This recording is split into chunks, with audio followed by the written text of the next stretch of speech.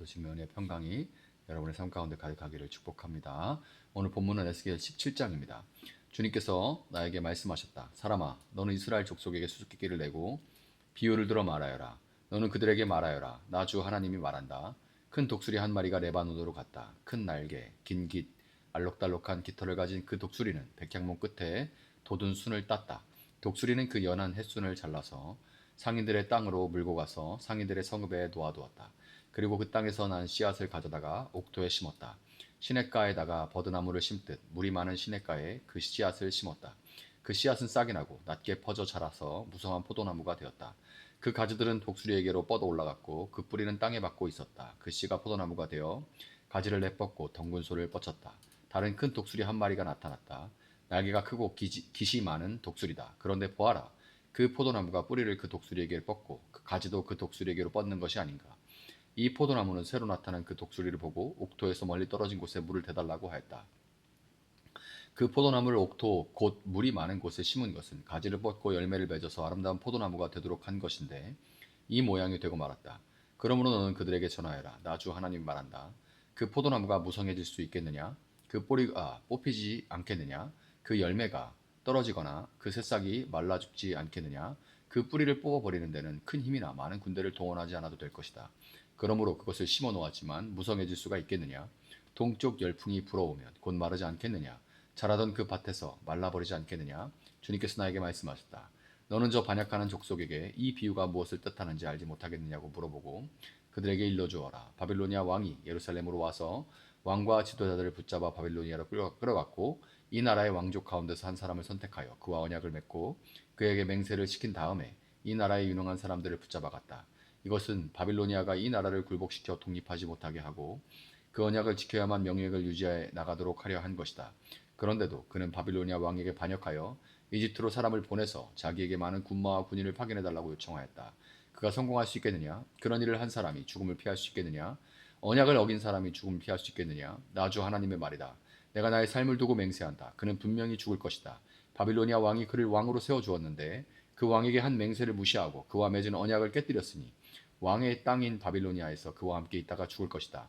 바빌로니아 군대가 많은 사람을 죽이려고 그의 성읍 옆에 흙 언덕을 쌓고 높은 사다리를 세울 때에는 이집트의 바로가 강력한 군사력과 많은 군사로도 전쟁에서 그를 도울 수가 없을 것이다. 그가 맹세를 무시하고 언약을 깨뜨렸다. 그가 언약을 어기고 이런 모든 일을 하였기 때문에 죽음을 피할 수 없을 것이다. 그러므로 나 주 하나님 말한다. 내가 나의 삶을 두고 맹세한다. 그는 나의 이름을 두고 한 맹세를 없인 여겼으며 나의 이름을 걸고 맺은 언약을 깨뜨렸으므로 내가 벌을 주어서 그 죄를 그의 머리로 돌리겠다. 내가 그물을 쳐서 그를 망으로 올가 바빌로니아로 끌고 가서 거기에서 내가 나를 반역한 그의 반역을 심판하겠다. 그의 모든 군대 가운데서 도망한 사람들은 모두 칼에 쓰러질 것이며 살아남은 사람들은 모두 사방으로 흩어질 것이다. 그때에야 비로소 너희는 이렇게 말하는 것이 나 주인 줄을 알게 될 것이다. 주 하나님이 말한다. 내가 백향목 끝에 돋은 가지를 꺾어다가 심겠다. 내가 그 나무의 맨 꼭대기에 돋은 어린 가지들 가운데서 연한 가지 하나를 꺾어다가 내가 직접 높이 우뚝 솟은 산 위에 심겠다. 이스라엘의 높은 산 위에 내가 그 가지를 심어 놓으면 거기에서 가지가 뻗어나오고 열매를 맺으며 아름다운 백향목이 될 것이다. 그때에는 온갖 새들이 그 나무에 깃들이고 온갖 날짐승들이 그 가지 끝에서 보금자리를 만들 것이다. 그때에야 들의 모든 나무가 나 주가 높은 나무는 낮추고 낮은 나무는 높이고 푸른 나무는 시들게 하고 마른 나무는 무성하게 하는 줄을 알게 될 것이다. 나 주가 말하였으니 내가 그대로 이루겠다. 아멘. 자, 오늘 본문 17장, 에스겔 17장은 하나님을 배반하고 세상의 거대한 힘을 의지하려고 했던 유다의 이 정치적인 또 영적인 음행을 두 독수리와 포도나무라는 독특한 이 비유와 수수께끼를 통해서 고발하고 있습니다. 자, 오늘 말씀을 시작하면서 하나님은 에스겔에게 이 백성을 향해 수수께끼와 비유를 말하라고 명령하십니다. 왜 직설적으로 말씀하시지 않고 굳이 비유, 수수께끼 이런 것들을 사용하게 하셨을까요? 그것은 이미 영적으로 귀가 막히고 마음이 완악해져서 예언자의 그 어떤 선포도 들으려고 하지 않는 자들이 비유를 통해서나마 수수께끼를 통해서나마 한 번 더 관심을 기울이고 그 의미를 깊이 생각해 보도록 유도하시는 하나님의 눈물겨운 지혜이자 또 배려였습니다. 본문에 등장하는 첫 번째 큰 독수리는 강력한 군사력을 가진 바빌론 왕 느부갓네살을 상징하고 있습니다. 이 독수리는 레바논에 와서 백향목 가장 높은 가지를 꺾듯이 유다의 예루살렘에 침공해서 여호야긴 왕과 고관들을 사로잡아서 다 바빌론으로 끌고 데려갔습니다. 그리고 바빌론 독수리는 유다 땅에 포도나무 씨앗을 심고 무성하게 자라게 유도했는데 이 포도나무는 바빌론 왕이 대신 세운 유다의 마지막 왕 시드기야를 뜻해요. 사실상 시드기야는 바빌론 왕의 신하, 속국이 된 거죠. 봉건 왕이 된 겁니다. 이 포도나무는 바빌론의 주권 아래서 낮게 기어가면서 평안을 유지해야 하는 그런 운명이 된 거죠. 그러나 이 포도나무는 곧 이어 등장한 또 다른 큰 독수리, 이집트입니다. 이집트 왕을 향해서 뿌리를 뻗고 사방으로 가지를 폈습니다. 바빌론을 배반하고 이집트와 군사 동맹을 맺어서 위기를 모면해 보려고 했던 시드기야 왕의 얄팍한 정치적 배신을 그대로 보여주는 장면이죠. 정말 판단 믿습니다. 당시에 바빌론 또 그 전에 아시리아는 철기 그리고 강력한 군사력을 가지고 있었는데 이집트는 청동기였어요.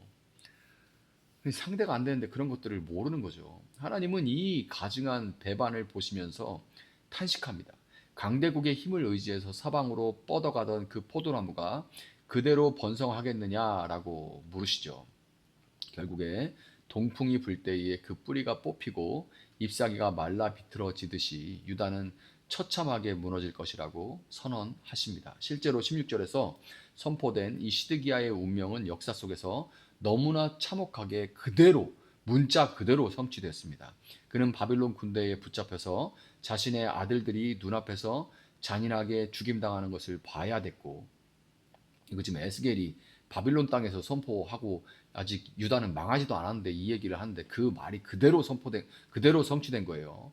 그 직후에 잡혀간 직후에 자기 아들들이 죽임당하는 걸 보고 그 직후에 자신의 두 눈마저 뽑힌 채 사슬에 묶여서 바빌론 포로로 끌려가서 숨을 거두게 된 우리가 그것을 알고 있죠. 인간의 눈에 가장 안전해 보이고 강력해 보이던 이집트라는 세상의 동맹은 거룩하신 하나님의 이 주권적인 심판 앞에서 아무런 방패가 힘이 되어주지 못했습니다.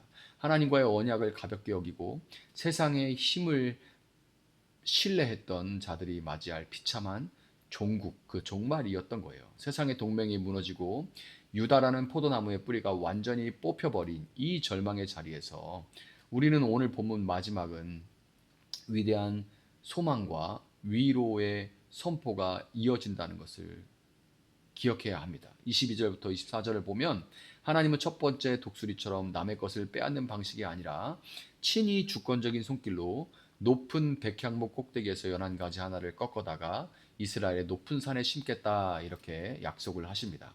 여기서 이스라엘의 이 높은 산은 하나님의 거룩한 통치가 임하는 시온산을 뜻하고 그곳에서 낙심한 자들과 더불어 새 예루살렘을 세우시겠다고 하나님께서 강력하게 주권적인 선포를 하시는 거예요. 그리고 이 높은 산에 심긴 연한 가지는 바로 우리 주 예수 그리스도를 예표하고 있습니다. 그는 거친 땅에 솟아난 연한 순 같아서라고 이사야 53장에 나오죠. 이 땅에 가장 낮고 연약한 자의 모습으로 찾아오신 예수님은 십자가에서 완전히 꺾이시고 죽임을 당하셨습니다. 세상의 눈에는 뿌리 뽑힌 포도나무처럼 아무 소망이 없었어요. 그러나 하나님은 사흘 만에 그 연한 가지를 다시 살리사 이스라엘의 높은 산인 하나님 나라의 보좌 위에 우뚝 솟은 장엄한 백향목으로 심어 주셨습니다. 그래서 온 세상에 가련하고 포로된 자들이 다 찾아와서 그 풍성한 가지 그늘 아래 깃들이면서 영원한 평안과 안식을 누리는 위대한 하나님의 나라, 구원의 나라를 완성해 주셨죠. 세상의 권력과 힘을 자랑하던 높은 나무들은 다 낮아지고 말라버리겠지만 하나님께서 친히 주관하시는 예수 그리스도의 십자가 복음의 나라는 영원히 푸르게 피어날 것임을 선포하시는 최고의 복음입니다. 기쁜 소식이죠.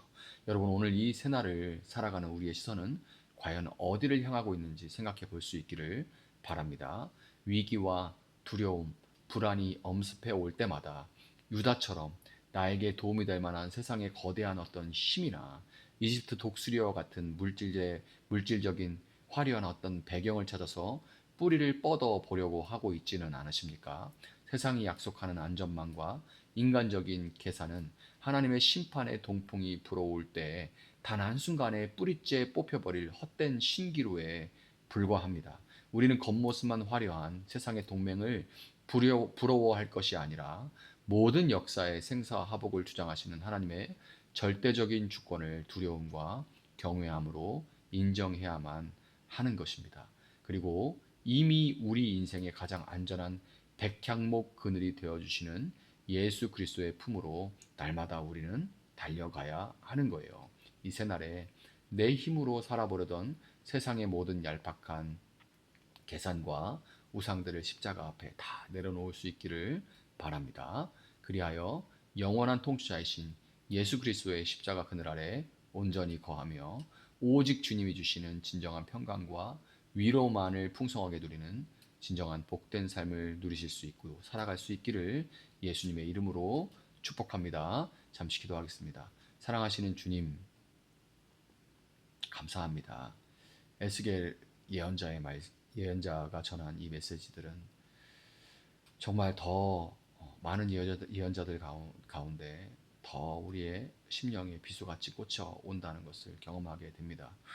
하나님, 우리의 이 계산하는 마음과 이득을 본능적으로 쫓는 이런 마음을 주님 앞에 정직하게 고백합니다. 주님, 살아가면서 본능적인 또 우리의 악한 본성을 쫓지 않고 하나님의 뜻을 쫓아 살아갈 수 있는 저희들 되어줄 수 있도록 주님 도와주시기를 원합니다. 우리의 유일한 소망 되시는 예수 그리스도의 그늘 아래 거하며 그 그늘 아래서 평안과 안식을 진정한 평안과 안식을 누릴 수 있는 저희들 될 수 있도록 주님 도와주시고 우리가 무엇을 위해서 달려가고 뛰어가는지 향방 없는 걸음이 되지 아니하게 하시고 진정한 삶의 이유와 목적 되시는 예수님과 그분의 나라를 위해 살아갈 수 있는 저희들 되어줄 수 있도록 도와주시기를 원합니다. 감사하며 예수님의 이름으로 기도합니다. 아멘. 오늘 주신 말씀 붙들고 계속해서 기도합니다.